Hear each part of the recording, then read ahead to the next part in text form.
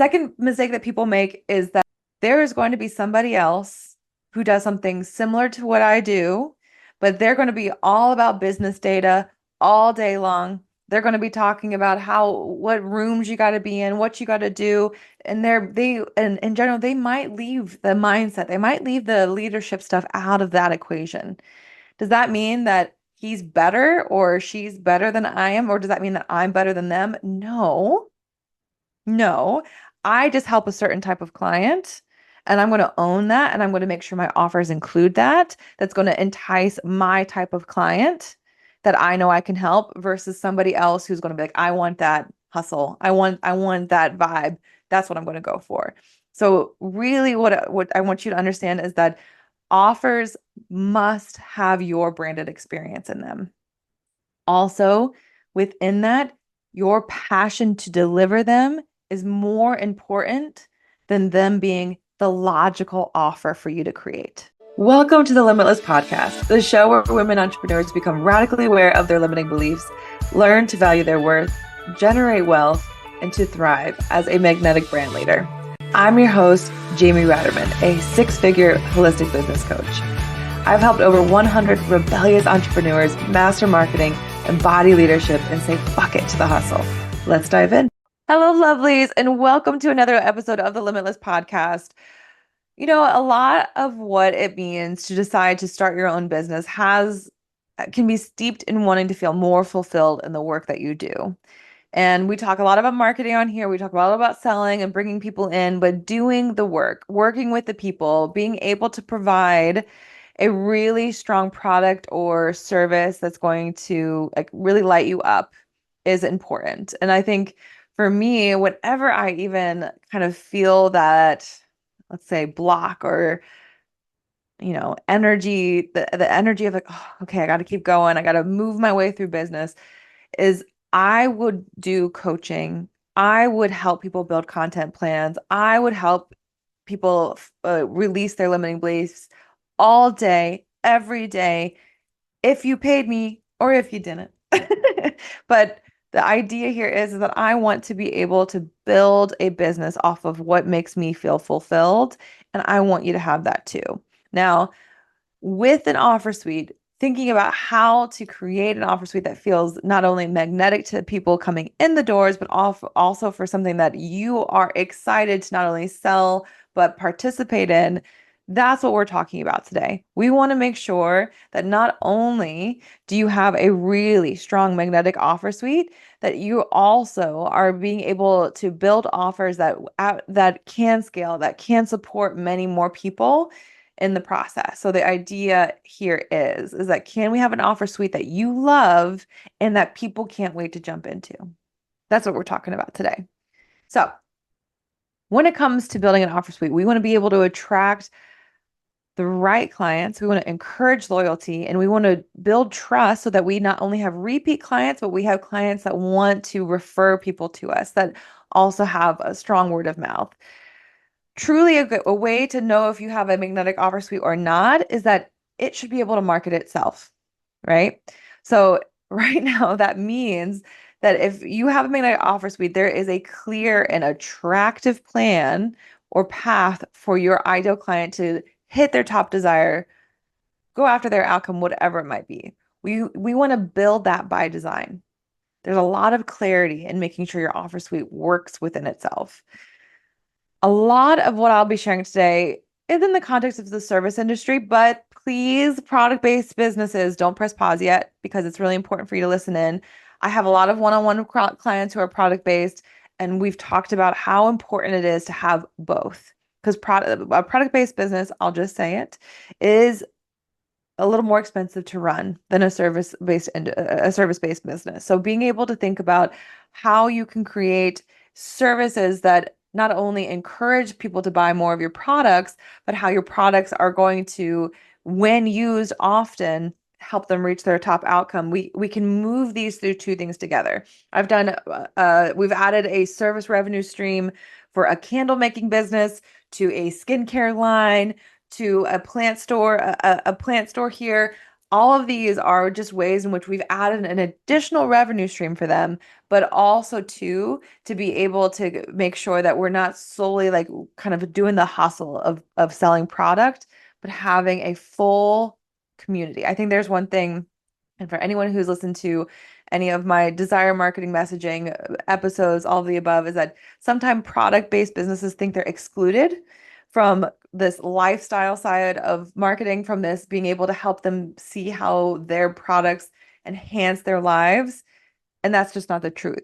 Your products are always going to be a part of what makes somebody's life, gifts, family time, whatever it might be, that you get to enhance in some way. So owning that part of the process is good, and also too understanding that you can have additional revenue streams as a product-based business is essential as well.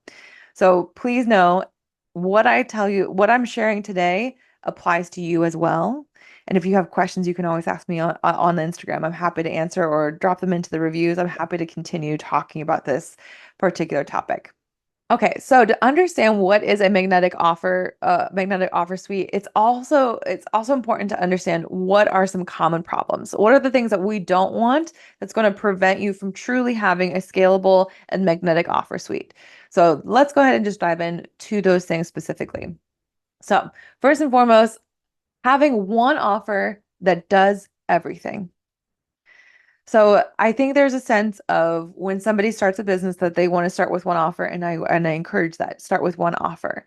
But if you are trying to solve all the problems of working moms, or if you're trying to solve all of the problems of somebody who's starting a new fitness regimen, if you're trying to solve all of the problems of getting on social media for somebody who's shy, if you're trying to do all of the things in one offer, this is a problem. Reasons why are: change takes time. Reasons why is that if you have an offer that immediately overwhelms somebody, they either are not going to get what they want out of that offer, or they're going to feel like, oh, I needed more time. I can't work with you again until I finish the first thing that I did with you. So if your offer overwhelms, it's usually going to prevent people from wanting to stick around. And it might feel like it's just too much, even if they've invested the time and money to actually be able to put it through. So whenever you have one offer that does everything, it's a tendency to overwhelm your clients altogether. So you want to really focus in on a specific problem, like to really gain clarity. We'll get into that in just a moment. But other reasons why this is important is that a common question that I'm asked is how do I create an offer suite that I know my ideal client can't afford? So I want you to hear this as I say this. I just want you to hear me when I say this. If you are creating an ideal client, if you're really understanding who they are, what their needs are, they can afford you. Your ideal client can afford you. I just want to keep repeating it. Your ideal client can afford you. Your ideal client is not a coupon clipper. Your ideal client is not going to be asking for tons of discounts. You want to be able to do the research to understand that if I am wanting to build a business that I can live off of, that I can continue to grow, I want to be able to price myself, have an offer that my ideal client can afford. Okay. So your ideal client can afford you, period. But within this, whenever we focus all of our offers on just one offer, it's got to be high ticket, right? If it's only one offer, it's got to be our high ticket. We can't, like, the idea of us being able to bring in enough to continue to stay in business, it's got to be only one high ticket offer, correct? So it would be something that takes a ton of our energy, but also is going to take a lot of trust to sell. So whenever you are thinking about, okay, how do I build an offer? Start with one offer, but make sure that you focus it on a really strong place to help them gain clarity on where to go next. I'll get into this a little bit more, but the idea is don't overpack and try to think about more of a ladder when it comes to how you're building out your offer suite. All right. Second mistake that people make is that their offer depends on them being high touch. So I really want to encourage you to understand that even though one-on-one VIP is a really strong place to be, the idea that you have to be available, that you are the only reason that like you're the only way that someone's going to reach the outcome that they want, the results that they want is if they have one-on-one time with you, is going to burn you out. It's just not something that is going to work well because we all have different levels of energy from week to week, especially us women on our Floridian cycles. The idea that we have to give our full energy to make sure things happen, two things go on if we are focusing solely on one-on-one experiences. One is that we do not trust our clients to start to build these things themselves, right? Like the fact that we have to always be available to them, but also too that we're not trusting our own methods to be able to build it out so more people can come in the door. So the idea here is that we want to encourage self-efficacy for people who join or who decide to invest in us, but we also want to make sure that we are not trading our time for money. We want to be able to have something that we can own as ours, our methods, our process that other people can be able to build themselves and do it in a community setting, whatever it might be, where we are still available. But the idea is that if we want to be able to scale, we want to help more people, we really want to make a ripple effect on the kind of impact we want to make. Doing only high touch, it's it's difficult. Let's just call it that. It's very difficult and it doesn't have as much longevity. So we want to keep that high touch special is the idea. The third mistake that people make are that their offers are kind of hitting a variety and in the arena. They help them with perfectionism and then they help them with posting content and they help them with creating a meal plan. And like they're jumping around in all of the ways in which people ask them questions, but don't really have a cohesive experience. So again, like what this means is that you could have three different types of clients that care about one offer but don't give a shit about another one. Like with the idea that you're building a business where you are trying to serve many different types of people is like juggling plates. So, oh, am I creating content for this person? Am I creating enough content for this person to come in the door? Is this offer optimized enough for them? Is this offer optimized enough for them? The goal within this is that if we want our offers to feel like they build on themselves.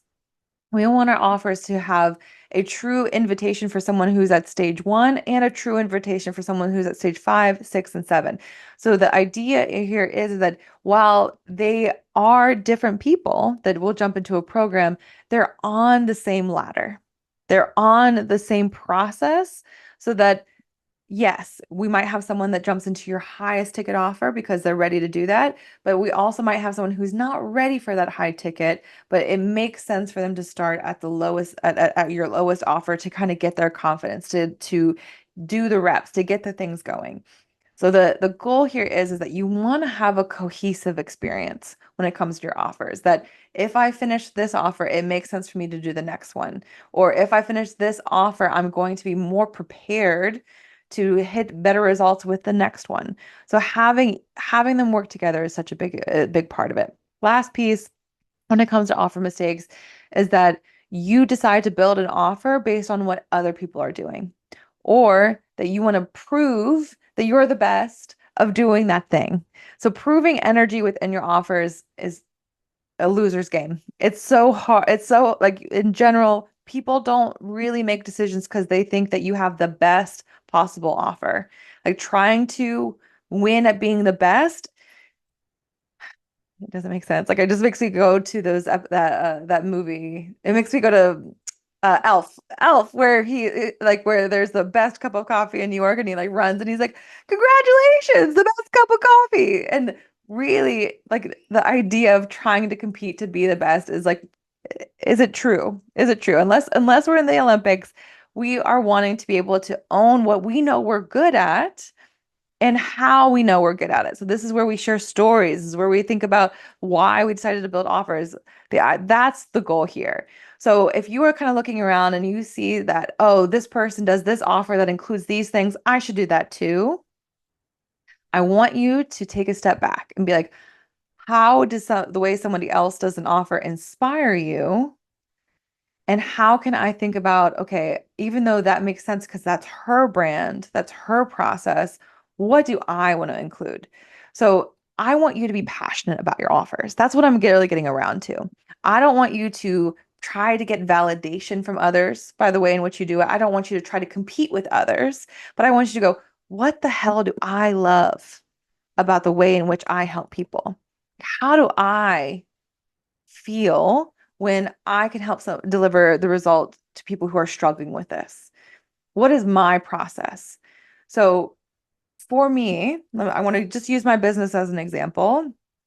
I help people rewrite their stories, not only psychologically through limiting beliefs with my health coaching background, that's what I specialized in, but also to understand human psychology when it comes to marketing and selling online.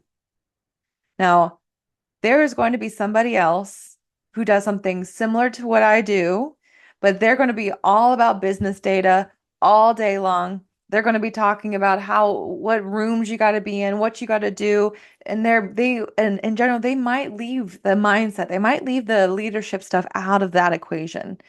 Does that mean that he's better or she's better than I am? Or does that mean that I'm better than them? No.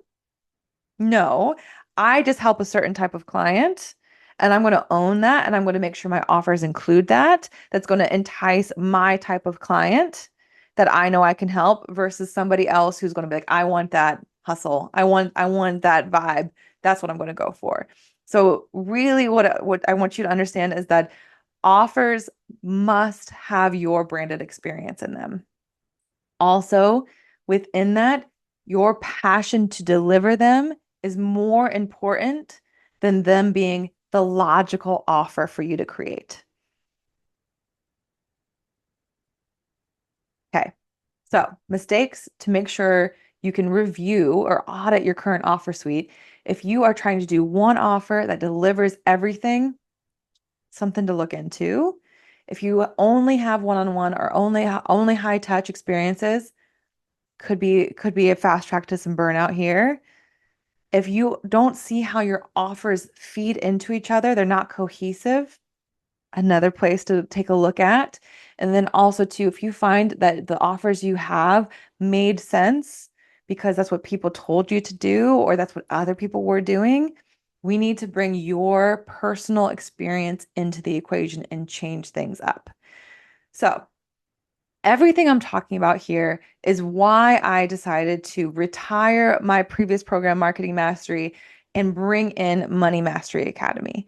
So the reason why is that I took my top performing clients, the ones who hit those consistent 7, 10, 12K months, and I went ahead and decided, you know what? Let's make sure I'll look at what's going really well for them and how they were able to implement my procedures, my methods, my frameworks so that this can work really well for them. So offer development was a large piece of why I wanted to make sure we had an entire month to be able to not only decide what our offers are, how we want to name them, how we can warm an audience to them, but also how this looks in the grand scheme of things if you're ready to scale. So Money Mastery Academy, we get to do that within month number 3. We're building it and launching it and doing it in this way. So when we're talking about attracting the right clients and really doing it without this toxic hustle, I want you to be fulfilled in the way you sell your offers. I also want you to be so damn excited when somebody comes in the door because they're the right client as well. Listening in. This is what you want to consider when you're building a magnetic offer suite. First is that you want to serve your clients at every stage. So within my magnetic offer suite framework, I talk about clarity offers, signature offers, and expansive offers. So what you want to think about is whenever you're doing that ideal client research, you're doing that market research, you want to do an absolute dump of all of the challenges they're running up against.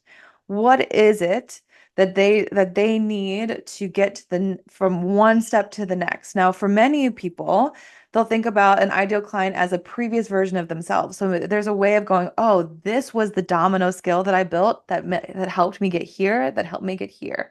So that can be really helpful to consider these things as well. But I want to go ahead and use this framework a little bit with you and take my business as an example.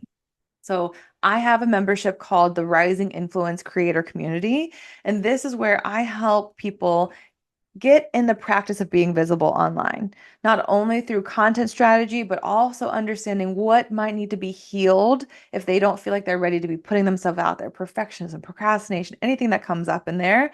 But also, we do that by having regular connections and being able to give tutorials, trainings, helping people through those things. So, my community, it can be that clarity that somebody might need to not only build a warm audience for when they're ready to sell, but also to help somebody to go like, what kind of creator am I?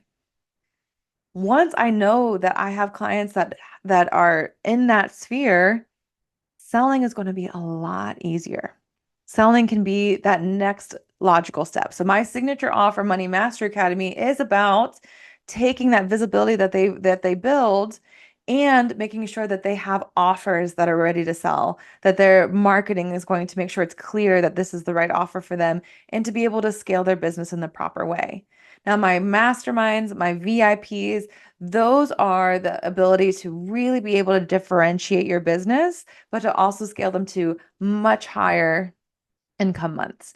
So understanding that my clarity offer is going to be like, what do I know is going to be a strong first domino to help them get to where they want to go. So the outcome that I know most of my clients want is that they want to hit six figures in their business. They want to feel like the choice of becoming an entrepreneur is profitable for them and it can help them live the lives that they want. And I know that six figures is a good place to start. So for me, my offers are going to build on each other to help you gain the confidence, know exactly how to sell and how to scale it. That's how my offer suite works. So whenever you are considering how to put together this offer suite, I would usually recommend to start with that clarity offer first.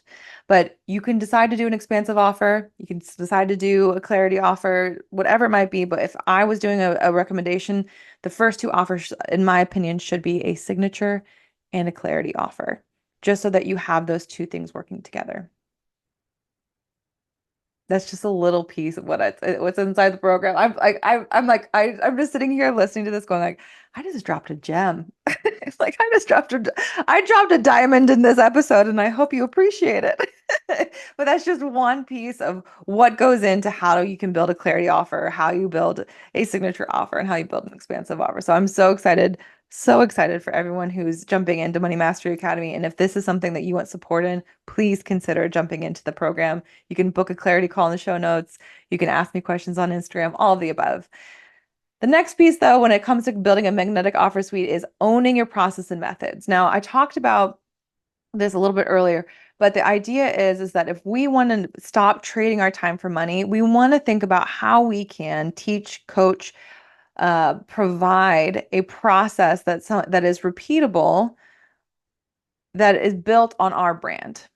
So developing your methods is really understanding what your knowledge is, alchemizing it into a model that people can build from. That's going to get them to the client's top desire. Now, I mentioned already earlier is that what I did and the reason why I adjusted my own offer suite this year was because I wanted to look at what is delivering the top result. Let me build my offers around it. And within that, I got to give a 2.0, 3.0 version of how to make sure my methods hit the top desires that they want. So for you, this is where you want to do the same. What are your practices? How can you build them into a method that you know is going to deliver the results that your client is needing? A third piece of what is a magnetic offer suite is that it's going to serve your clients at volume and deliver those results.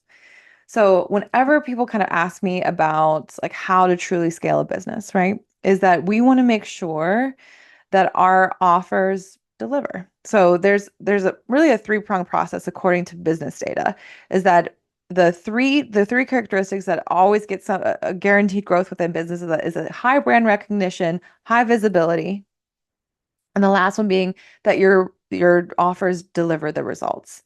So the best way to talk about scaling is that if you are able to create a business that when you're not marketing, when you're not selling, when you're not doing these things, you're just optimizing the experience that you get to continue to optimize the offer so that continue to deliver, you're in a really good place. So with my one-on-one clients, we talk about at the beginning of the week, going, what's one thing that's missing in your offers that we can optimize this month? And then we get to just continue to build and build, and they get to see the immediate ripple effects for the people inside the program that are like, this is even better than the last one. This is even better than the last one. But the idea is that we want to make sure that we can serve clients at volume so that we can make that effect. We want to make that ripple effect. We want to make that impact that we're looking for. So this is the reminder, right? This is the reminder that we want to build. So one of the things that I absolutely learned within the past year for my own business was that, I got married. I got married in October of last year. It was fantastic. It was a fantastic experience. But I absolutely knew that the only way for many of my clients to move forward was for me to be available. So we want to be able to sell knowledge. We want to be able to sell processes and methods. We want to be able to sell transformations, not just time with us. So that was one of the biggest, like, kind of eureka moments where I was like, oh, wait, this isn't exactly right. So this is a way to check if you right now do not have an offer suite built for volume. If you are spending more than 50% of your working week serving your clients. So if you are wanting to work a 40-hour work week and you are spending 20 plus hours serving your current clients, it's a good way to kind of check in that maybe your offer suite isn't that as scalable as you want it to be. So I would say that in general, you want to make sure that you're paying attention to where your time is going, but also too, if we are in business, if we are as heart-centered, passionate entrepreneurs want to make an impact, we want to think about how does our offer suite, is it built for volume? Is it built to create a ripple effect? Is it built to make a bigger impact? There we go. This is pieces of the magnetic offer suite framework that I share. So what I decided to do to really help you out to think about, okay, is my offer suite built to fulfill me? Is it built to grow? Is it built to really make the impact that I wanted to do when I decided to start my business? I went ahead and created a 10K quiz. The 10K quiz is your essentially a scorecard. It allows you to see where you're strong and where you might have areas and places to grow. There's areas of improvement for all of us, right? So it's a series of questions that helps you in eight key areas of my top performing clients who hit those 10K months every single month so that you can take a look at where am I at, where can I grow, and what can I do? So offer suites, of course, is a big part of one of those factors. And if you want to see where you're at and where you want to go, please go in the show notes, take the quiz. You'll get a scorecard. You'll love it. I've been building it for a few months and I know it's going to be super supportive.